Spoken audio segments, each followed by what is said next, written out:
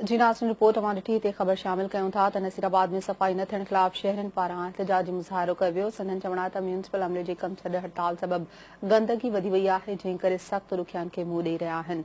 इन हवाले सां तफ़सील ॿुधाए रहियो आहे अल्लाह बख़्श कुरैशी। गुज़िरियल 15 ॾींहनि खां नसीराबाद शहर में टाउन कमेटी नसीराबाद वटि करोड़े रुपयनि जी बजेट हुजण बावजूद सफ़ाई नथी कराई वञे। सफ़ाई कंदड़ मुलाज़िमनि समेत समूरे अमले खे पघारूं नथियूं ॾिनियूं वञनि ऐं नतीजे तौर पूरो शहर गंदगी जे वर चढ़ियल आहे, जंहिं ख़िलाफ़ नसीराबाद जा शहरी ताज़े सॾ ते सरापा एहतिजाज बणिजी रैली कढी हिन टाउन कमेटी ऑफिस अॻियां पहुता आहिनि। असांजो शहर जॾहिं खां लोकल गवर्नमेंट ख़त्म थी चुकी वई आहे, उन ॾींहं खां वठी असांजी सफ़ाई सुथराई शहर मां बिल्कुलु न अणहूंद आहे।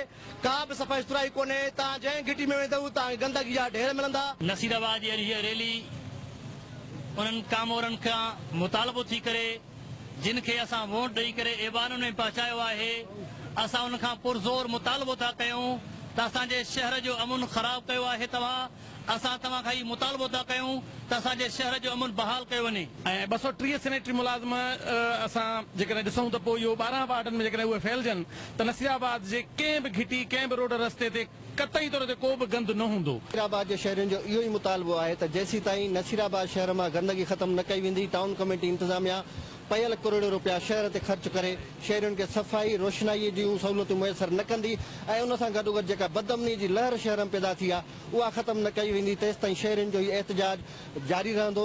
कैमरामैन सज्जाद कलोड़ो सां गॾु अल्लाह बख़्श कुरैशी, सिंध टीवी न्यूज़, नसीराबाद।